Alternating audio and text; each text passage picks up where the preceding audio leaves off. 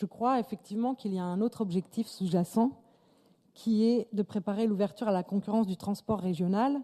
Et ça n'est pas faire offense, je pense, à M. Maurey de dire qu'il n'en est pas tout à fait l'auteur, mais que c'est le fruit de paquets ferroviaires européens. Et je suis surprise que cette réalité ait échappé au Front National.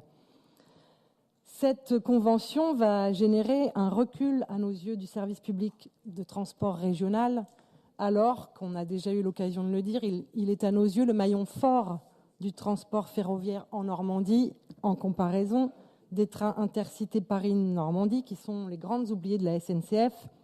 On se souvient tous que Guillaume Pepy lui-même avait parlé d'une dette de la SNCF à l'égard de la Normandie, et je crois que ces propos sont tout à fait à la mesure de ce que nous connaissons.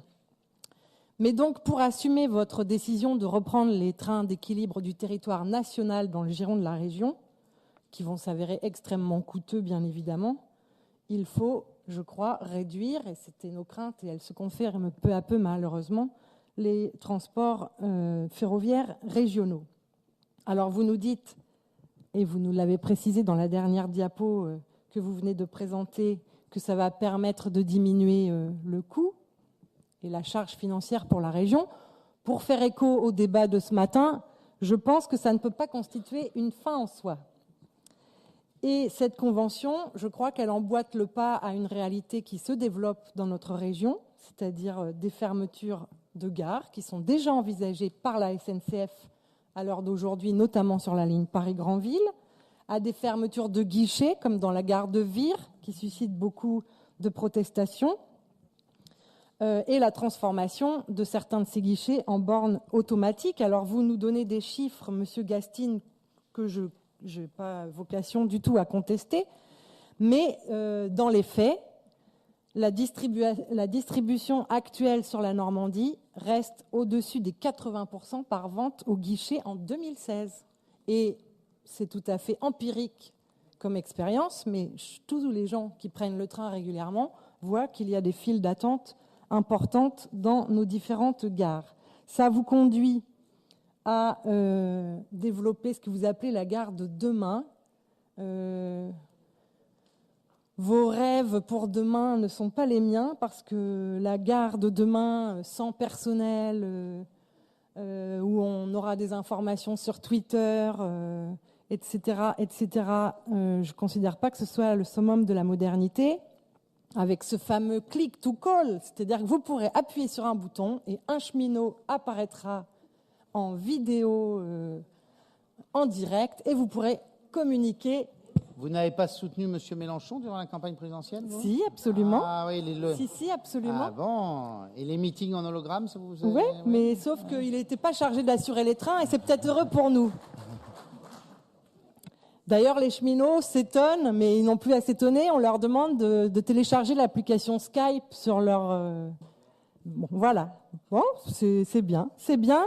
C'est bien aussi de penser qu'on va indemniser les... Moi, je dis encore usagers, hein, excusez-moi, mais c'est le terme que je vais continuer d'employer. D'indemniser les usagers en cas de retard accumulé. Mais ce que veulent d'abord les usagers, c'est que les trains arrivent à l'heure. C'est pas d'être mieux indemnisés en cas de retard, même si évidemment il le faut. Et puis pour être indemnisé en cas de retard, ma gare d'arrivée, c'est la gare de Bréauté-Beuzeville. Eh bien, voyez-vous, quand il n'y a personne au guichet, vous ne pouvez pas vous faire rembourser votre billet en cas de retard.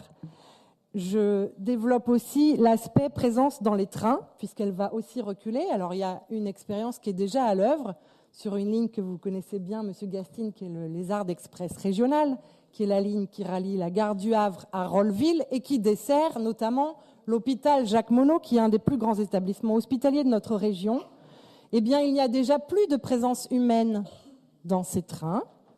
Et ça a vocation à s'étendre, c'est clairement expliqué dans la Convention, à d'autres lignes régionales, au point que les personnes à mobilité réduite vont devoir prévenir de leur voyage 48 heures à l'avance pour pouvoir être prises en charge. Et il y a une véritable contradiction, parce que les régions, dans leur version Haute et Basse Normandie, mais c'est poursuivi aujourd'hui par votre majorité, investissent considérablement pour rendre les gares accessibles aux personnes à mobilité réduite. On comprendrait mal comment les gares seraient accessibles aux personnes à mobilité réduite et pas les trains. Il faudra quand même qu'on m'explique ça. Et puis toujours sur cette gare du futur hyper connectée où on aura des cheminots et des guichetiers en vidéoconférence, c'est aussi contradictoire avec ce qu'annonce la SNCF elle-même qui met sa plateforme 36-35, puisqu'il y en a encore qui réservent leurs billets par téléphone. La dernière qui existait en Normandie, le dernier centre d'appel qui existait, qui était situé à Caen, va fermer, sans doute au profit de plateformes délocalisées à l'étranger. On voit bien dans quel sens nous allons.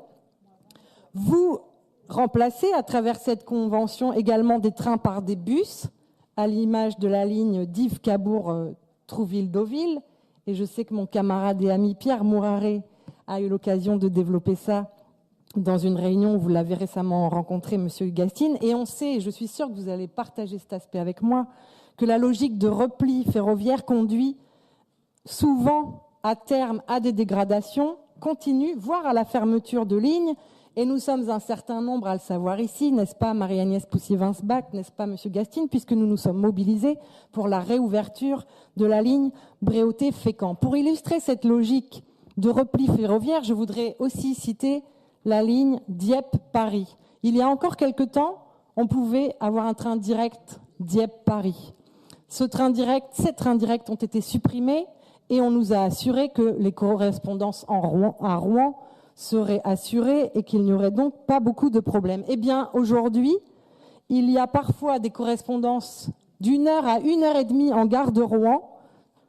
Et pour effectuer le trajet Paris-Dieppe, il faut attendre 1 heure ou 1 heure et demie en gare de Rouen, ce qui est, à mes yeux, inadmissible. Je voudrais rapidement aussi évoquer la ligne Abbeville-Le Tréport, qui sillonne plutôt les Hauts-de-France que notre région, mais dont la gare de destination est le Tréport-Mers. Et il se dit avec insistance qu'aujourd'hui même, il serait décidé que cette ligne serait fermée, ce qui est évidemment inimaginable pour le dynamisme du territoire et puis pour cette zone touristique qui mérite qu'on puisse y faire accéder des voyageurs. Un dernier mot, parce que je vais être trop longue. Si j'ai bien entendu, mais je n'ose le croire, vous avez dit, Monsieur Gastine, que les guichetiers, les cheminots risquaient de s'ennuyer désormais au guichet. La convention, telle que vous nous la proposez, c'est à terme la suppression de 100 emplois de guichetiers. Je pense que ces emplois supprimés, c'est-à-dire des emplois non occupés à terme, ce sont des gens qui assurément s'ennuieront beaucoup plus parce qu'ils n'auront plus d'emploi. Et dans la situation que nous connaissons en Normandie, ça n'est pas non plus un bon point. J'en termine là et vous ne serez pas surpris que nous voterons contre cette convention. Je vous remercie.